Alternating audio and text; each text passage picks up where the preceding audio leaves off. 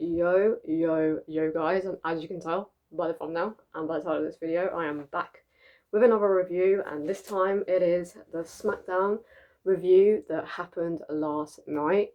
Of course, next week I will be doing, not we, although I will be doing a Raw before Crown Jewel review and a Smackdown before Crown Jewel review on the Saturday of Crown Jewel.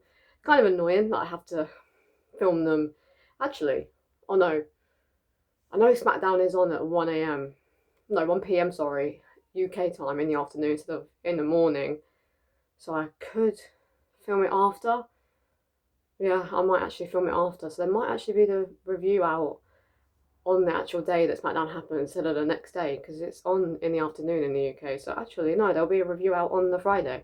And then on Sunday there will be the Crown Jewel review, or again could do it on that Monday. Because my mum sent me a snap to come up with them on the Saturday, as it's on early for me again. I think it starts at 1 p.m. UK time, Crown Jewel, and we'll finish about 4:30. But then we have the post show, so no, I probably will do the review on the Sunday actually. But yeah, nice. So we've got a few more videos coming out next week, and I also have a part 3 of wrestlers that I've seen live video coming out. Yeah, that just took longer than I was expecting it to take, but yeah, like I was saying, we are doing a review on last night's Smackdown, and as you can tell by the thumbnail, I gave last night's Smackdown a 5 out of 5 because it was so good. There was a couple of segments that were very short and not great, because they were just very short and not really much was said in those said segments. There was a segment that we will talk about very soon that was very close to being a 2, but then what happened after the segment made it a 3 out of 5 for me, like a low 3 out of 5. So it was very close to being a 2. But other than that, last night's SmackDown just ran so smoothly, and that's what I like about Raw and SmackDowns, when they run smoothly, because you can always tell. It's really weird that I can always tell when a Raw is running smoothly and when a SmackDown's running smoothly and not being like put together really quickly with like lazy booking. You can always tell when it's like not lazy booking pretty much, and it just runs very smoothly, and everything runs smoothly and everyone runs smoothly. It's really weird how I can tell. But yeah, I did, like I've already said, I did give SmackDown a 5 out of 5. It is trying to find it here, there. So yeah, it was definitely a well worthy of a 5 out of 5 for me. Anyway, in my opinion, it might not be a 5 out of 5 for you guys, but personally for me, I did give it a 5 out of 5.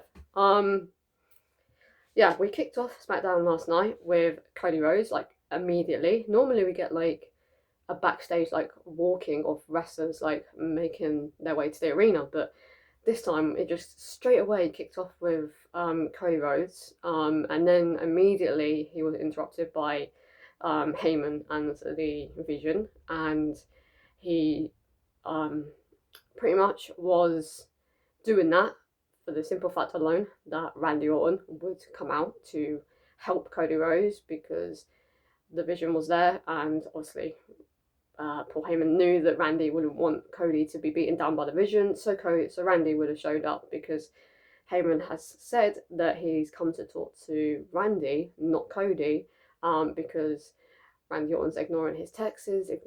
Texas. That sounds really weird. Sounds like I'm saying Texas.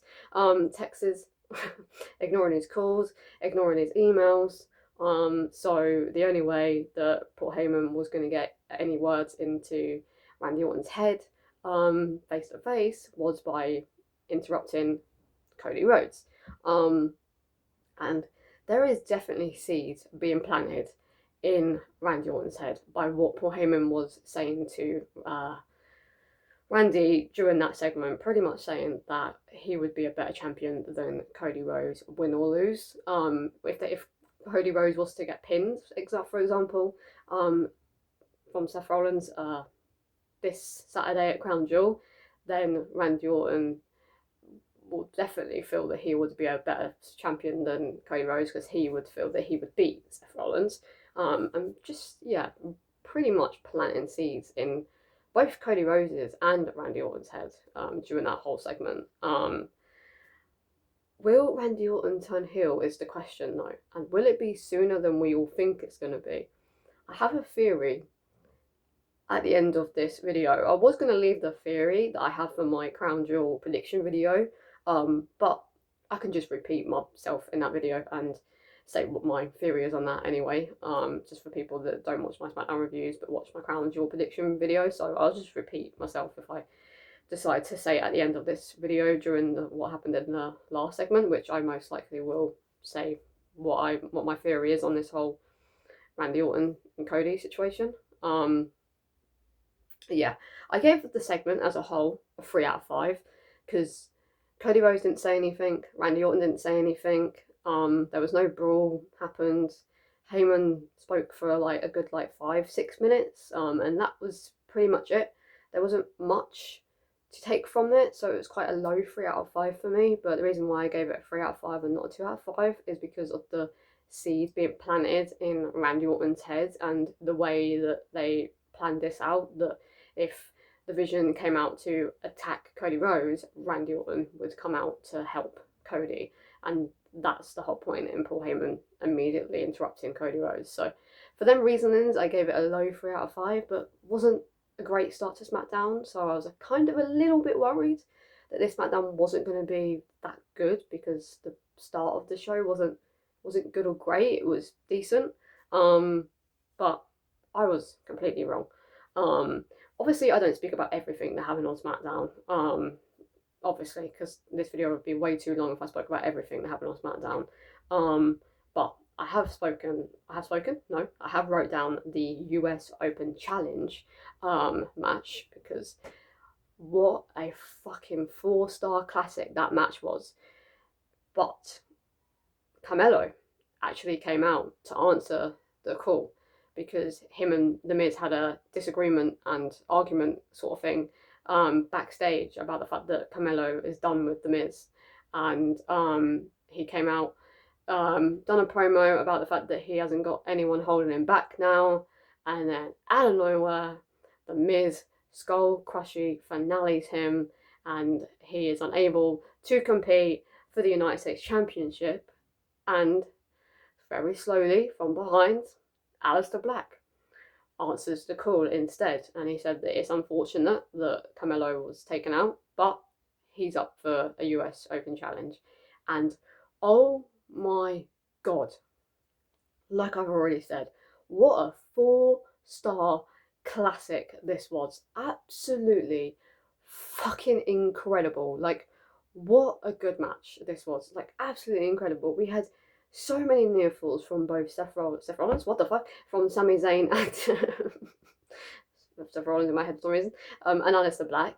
The kicks that Sami Zayn was receiving from Aleister Black, the knee, that nasty looking knee, oh my fucking god, that sounded horrible and looked devastating. Like, that just whole match was just a fucking knee and leg fest, and it was just absolutely incredible. And a not clothesline, chest fest as well, with both of them hitting each other on the chest, and so many near falls. It was insane. There was one near fall where the referee literally touched the mat with a couple of his fingers, so it technically was a kind of, in a way, a 3 out of 3. What? A count of 3. But he didn't actually put his whole hand on the mat, so it didn't count.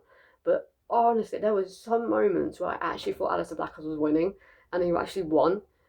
It was just incredible.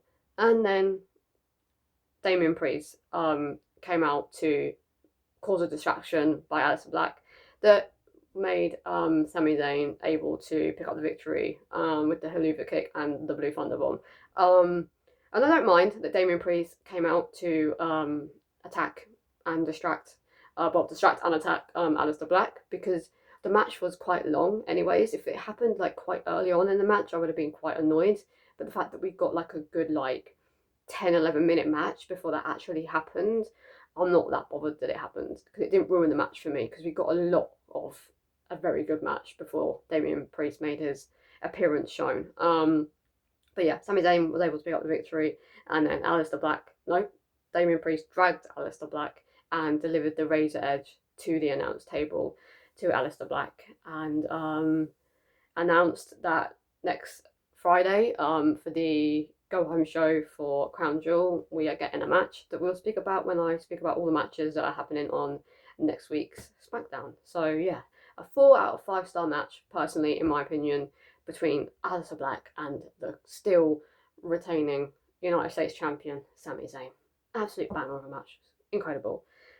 Now this is the segment where I was very close to giving it a 2 out of 5 because I felt it was a bit pointless. So we had a segment between the current women's champion and the current women's world champion. We had a contract signing because obviously they're going onto Crown Jewel to face each other for the Crown Jewel championship. And they kind of said the generic words to one another, like, I'm going to be the better woman because it's Tiffany time. I've only been champion for 2 weeks, but I'm going to prove to you that I am the best champion. And just very genetic, like, words exchanged to one another. And we didn't get any brawl. And the segment was about, like, 4 or 5 minutes long.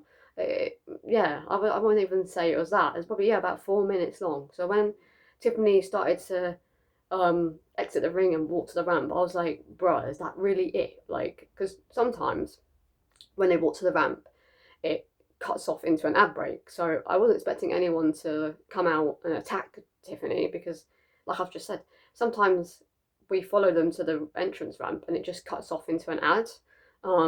So I was like, a part of me was like, why are we still following Tiffany to the ramp?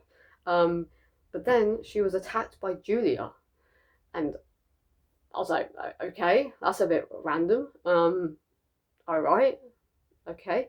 And then Kiana done a fantastic promo. She can talk on the mic. She really can. She proved it last night that she can talk on the mic. So I really hope that they give her more mic time. Because she can do it. She can speak on the mic for sure.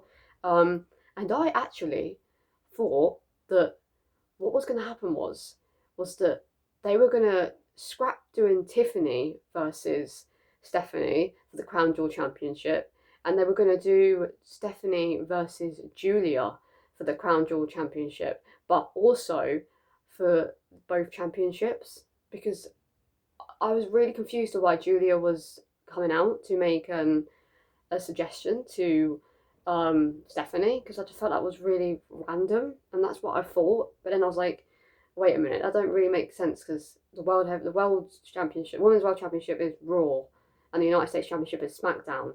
So are they moving Stephanie to SmackDown and moving Tiffany to Raw? Like, that kind of played in my mind a little bit, that they were gonna do the women's world championship on SmackDown and the women's championship on Raw. So there's a difference of, like, top champions.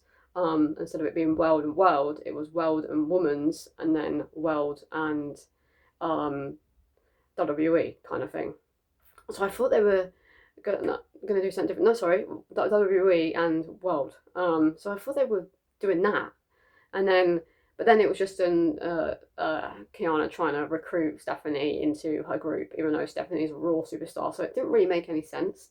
But I ended up giving it a low 3 out of 5 instead of a 2, just for the simple fact alone that I wasn't expecting Julia to attack Tiffany, and Kiana delivered a fantastic promo. So, and we had a little mini brawl between all 4 of them as well. So that's the reasoning for the low 3 out of 5. But this was very close to being a 2. If nothing else had happened and we just had that 4 or 5 minute segment in the ring, it would have been a 2 out of 5, because I would have been like, what's the fucking point? They might as well just signed the contract backstage and done an interview or something. But because all that happened at the end, I ended up giving it a 3 out of 5 segment instead. But yeah, like I said, very close to being a 2. It just was very random. And then we had an absolute 4-star classic match again with Javon Evans and Ray Phoenix versus Los Gaza. Los Gaza need to be on the card way more than they are, because they are absolutely incredible in the ring, and they can talk on the mic as well. So I really want to see more of Los Garza. And I want to see more of Javon Evans and Ray Phoenix as a tag team, to be honest with you, because their chemistry works so well together. So I'd actually be really intrigued if Javon is moved up to SmackDown and they start a tag championship. No, start a tag team between Ray Phoenix and Javon Evans for a little bit, and then maybe down the line Ray Phoenix turns on Javon Evans and we get like a heel Ray Phoenix versus a babyface Javon Evans as a rivalry, like somewhat down the line. I would be so down for that. I don't think that's happening anytime soon, but I would be like so down for that because that would just be absolutely incredible. It was non-stop action. Like we had so many dives through every single side of the rope. We had near falls. We had devastating looking kicks. We had so much stuff in this match. It was just so enjoyable and such a fun tag team match to watch. There was one moment where Javon Evans like threw through the ropes and completely just destroyed the camera. Like he was just right in front of the camera, and that was it. I think what he was going for was a different type of move, was literally aimed at the camera, but Angel Garza was behind the cameraman, like trying to hide behind the cameraman, and was taken out by the cameraman because Javon Evans flew at him. I think that's what they were going for, but I don't know if that was meant to happen or not. So that was really cool moment because I didn't know if the camera spot was meant to happen or it wasn't meant to happen. But either way, if it wasn't or was, it was a very cool spot to have in the match, and I very much enjoyed that because it was very, very different to what we normally see when it comes to like suicide dives and high flying dives out the ring. Like it was very different. So I'm down for that to happen again. But yeah, no, definitely a 4-star classic for me. Anyway, in my opinion, was a 4-star classic because I just really personally really enjoyed it. But yeah, and then we had a brilliant promo before this match actually started that I just spoke about. We had a brilliant promo by Jacob Fatu. Like Jacob can really, really, really talk on the mic, and I feel like he's definitely one of the wrestlers that I do see not very soon, but definitely becoming a world or WWE champion because he can talk on the mic. He's good. He's good in the ring, and he's a good character worker. So I feel like, and he's very loved as well. So I feel like he's definitely someone that is going to get a big push, like sooner than we think, because he's very good on the mic, very, very good. And that promo that he done backstage was incredible, like absolutely incredible. Right, we are now on to what's going to be happening on next week's SmackDown. I know I haven't really spoken about a lot. Obviously, I've spoken about the Cody Rhodes and the Vision, Heyman and Randy Orton segment, the Sami Zayn versus Aleister Black, the heel turn, not the heel turn, but the Miz turning on Carmella Hayes, I guess. Talk about that as well. The Tiffany and Stephanie segment, and then what happened after. The Javon Evans, Ray Phoenix, Los Garza, and tag team match, and the Jacob Fatu. So technically we've spoken about 7 different things. So including the main event that happened last night, we spoke about 8 things that happened on SmackDown. I feel like 8 things out of a 2-hour show, that's 4 things in an hour. That's not too bad. So yeah, I'm pretty happy with this SmackDown, and I'm still very content to give this SmackDown a 5 out of 5 because there was other bits in the SmackDown last night that was very good and very enjoyable to watch. But like I said, I just like to write down the things that I really want to talk about, not every little detail. But yeah, anyways, obviously next week's SmackDown is in Perth, Australia, and as I've already said, it starts at 1 p.m. in UK and Ireland and Northern Ireland time. So remember that it doesn't start at midnight or 1 a.m. in the morning. It starts at 1 p.m. in the afternoon. So remember that, and it's on Netflix. So yeah, just thought I'd remind you again, because in case you forget. But yeah, next week we're getting Damian Priest versus Aleister Black in a last man standing match, which hopefully is going to be a 4/5-star classic because both of those guys can hit hard. So I'm really fucking hoping that they book this to be a PLE worthy match, that people are annoyed that this wasn't on Crown Jewel because it was that good. That's what I'm hoping for. We're very much hoping for. And we're also getting Stephanie and Tiffany tagging up with one another to face Kiana and Julia, which I'm kind of glad that they're doing that because I wanted something to do with Stephanie and Tiffany because we've got a lot of Cody Rhodes and Seth Rollins storyline going on, and they're doing that very well. So at least we're getting something with Stephanie and Tiffany. Like, they've had backstage interviews with one another, they've had the contract signing, and now they're tagging up together. So I'm glad that they're doing something with Stephanie and Tiffany and not just completely doing like nothing with them, considering they're having a match with one another. So I'm glad that we're getting Stephanie and Tiffany as a tag. Like I've already said, they're going up against Kiana James and Julia. Kiana? Yeah. And then we've also got a US Open Challenge again, and I feel like it's going to be Grayson Waller because it's in Perth, Australia. And Grayson Waller hasn't got anything happening for him on the Raw after Crown Jewel, which is also in Australia, in Perth, Australia. So the only thing I can think of that will get Grayson Waller to wrestle in the ring in his home country would be for him to open the US Open Challenge. And I'd be down for it because Grayson Waller is incredible in the ring. So if it is Grayson Waller, just for the simple fact alone that it's in his hometown, or, well, not his hometown, but in his home country of Australia, I would be down, and I wouldn't mind it to be Grayson Waller. And I do feel it's definitely going to be Grayson Waller. Like, I really, really do. But I guess we'll have to wait and see. But yeah, we have a US Open Challenge by Sami Zayn happening again. And then we also have a Tag Team Championship rematch between the Street Profits and the Wyatt Six. And this is where Montez Ford turns on Angelo Dawkins.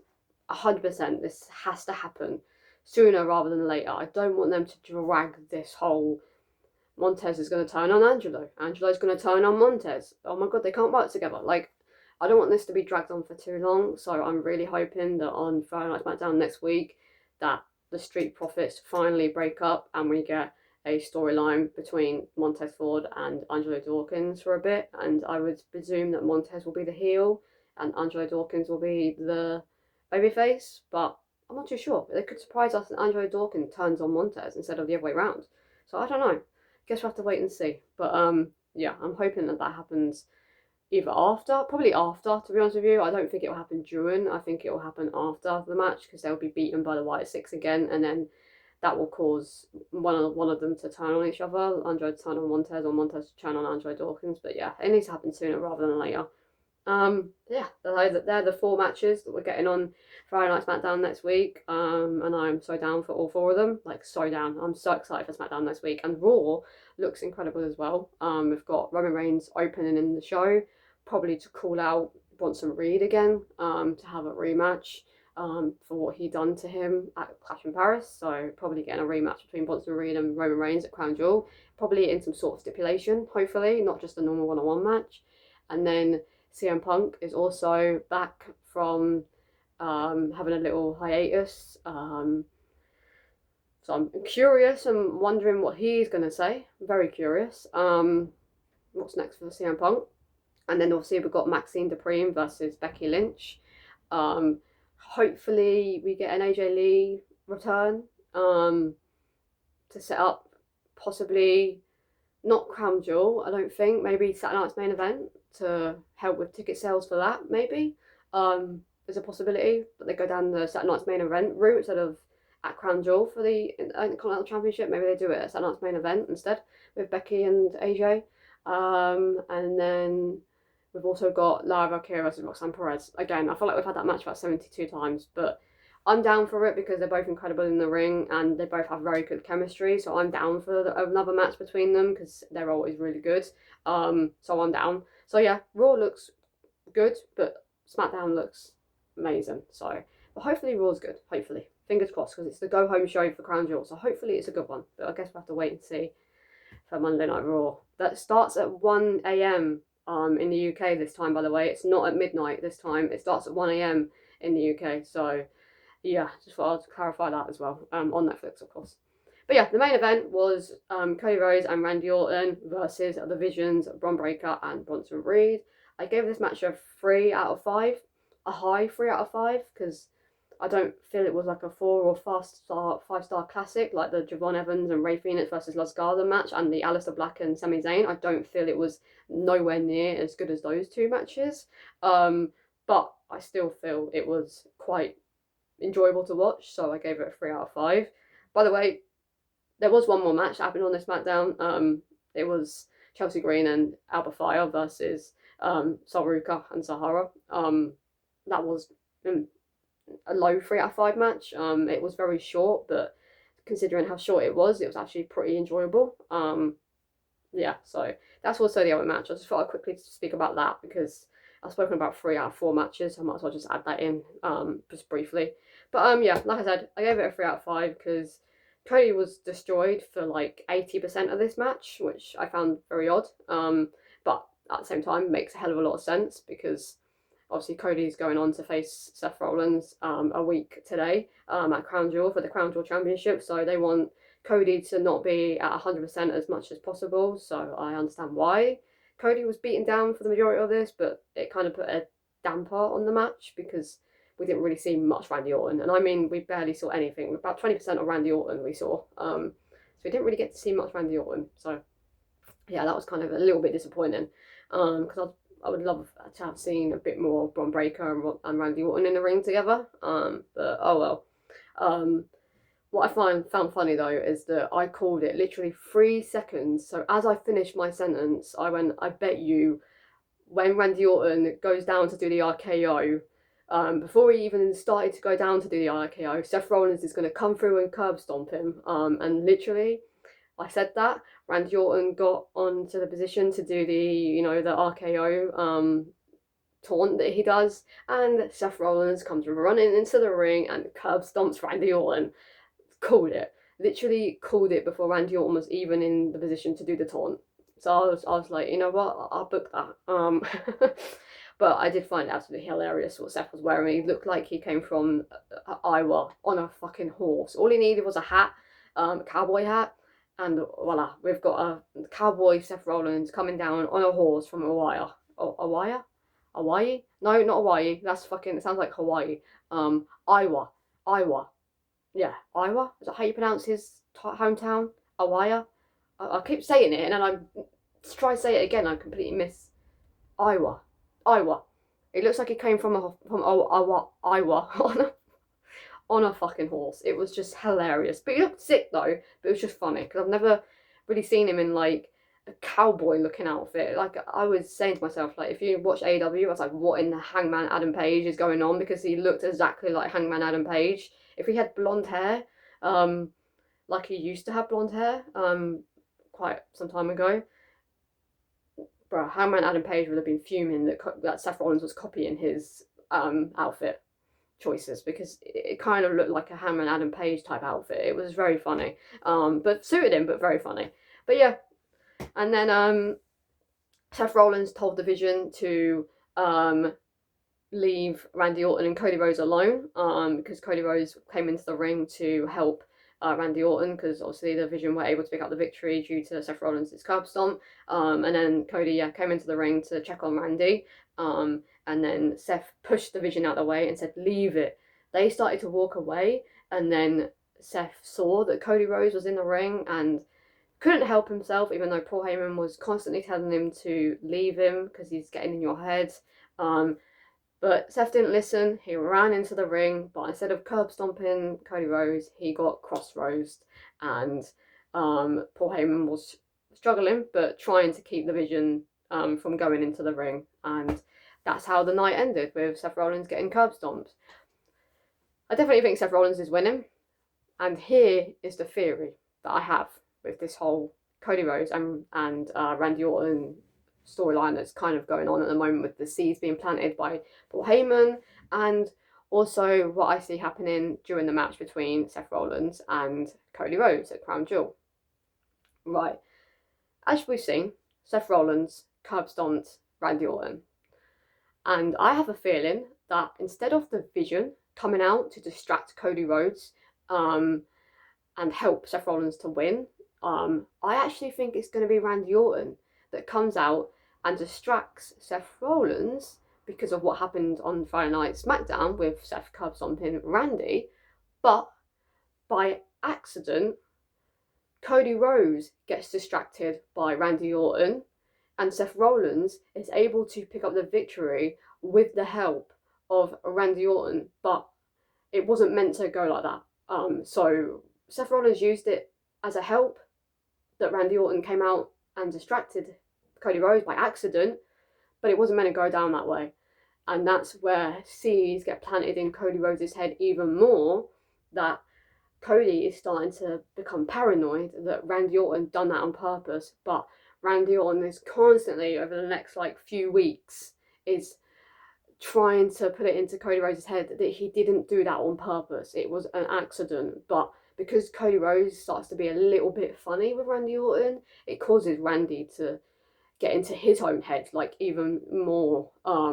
And that's when he turns on Cody Rhodes, not at Crown Jewel and not at Survivor Series either, because I do think that Cody Rhodes and Randy Orton are going to be on the same team for Survivor Series, and Seth Rollins and the Vision will be on the opposite team, and there's going to be seeds planted in Randy Orton's head even more in that match, because Seth and Randy will be in the match together, so Seth will be able to talk to Randy in that match, even though Randy is on the same team as Cody Rhodes. And that's where we're going to get either a heel turn in the War Games match itself, or just before Royal Rumble, because after Survivor Series we are literally pretty much in December, and December is Royal Rumble season. From December it is Royal Rumble season, and that's where I think that at some point after the Survivor Series or during Survivor Series, Randy Orton's going to turn on Cody Rhodes, and we'll get heel Randy Orton versus babyface Cody Rhodes at WrestleMania, which is a match that everybody has been wanting to see happen, and Randy Orton probably will beat Cody Rhodes at WrestleMania. There is also some people saying that Randy Orton's going to join the Vision, because they keep wanting it to be 4 people. They want it to be similar to Evolution, so I can see Seth Rollins being Triple H when it comes to Evolution. I can see Braun Breaker being Randy Orton when it comes to Evolution, and I can see Randy Orton being Ric Flair when it comes to Evolution, and I can see Bronson Reed being Batista when it comes to Evolution, and I think that's what they want and what they're going for. So I feel like they're going to bring Randy Orton in as an extra powerhouse for the Vision. So that could possibly happen at Crown Jewel as well. We could get Randy Orton coming out and not accidentally distracting Cody Rhodes, purposely distracting Cody Rhodes and joining the Vision. That is a possibility as well. But yeah, I'm very intrigued for this Seth Rollins and Cody Rhodes match at Crown Jewel. It's gonna be interesting to see what happens. And to be honest with you, I'm interested in Crown Jewel as a whole. So far, I'm well excited for Crown Jewel because of the matches that we're getting. Cannot wait. But I won't speak any more about Crown Jewel, because obviously I'll do a prediction video on Wednesday for Crown Jewel. Probably going to get a match announced on the Friday Night Smackdown again, and I'll miss out a match, but oh well, is what it is.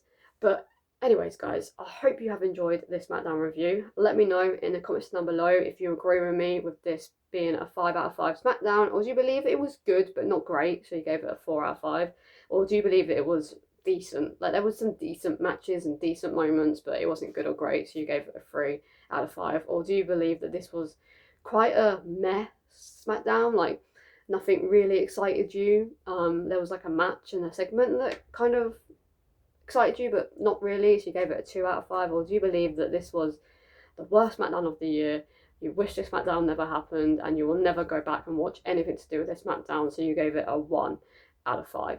But like I said quite a lot in this video, and you can already see by the thumbnail, I gave this Smackdown a 5 out of 5 because I really fucking enjoyed it. Really, really enjoyed it, and I'm very excited to see what happens on Monday Night Raw this Monday, and I'm very excited to see what happens on Friday Night Smackdown, because it sounds very interesting, and I'm very excited to see what happens on Crown Jewel. Also, on Sunday next week as well, if you are a wrestling fan and you just love watching wrestling, TNA Bound for Glory is happening on that Sunday. So if you love wrestling and you love the Hardy Boys and you love Team 3D, aka the Dudley Boys, and you want to see Leon Slater versus Javon Evans, I would, for the X Division Championship, I would also watch Bound for Glory, TNA's Bound for Glory as well. But anyways, guys, this has been Charlie, and I will see you guys in my Raw review. I think that will be the next one. Yeah. Like I said, it's been Charlie, and I'll see you guys in in my Raw review. Peace.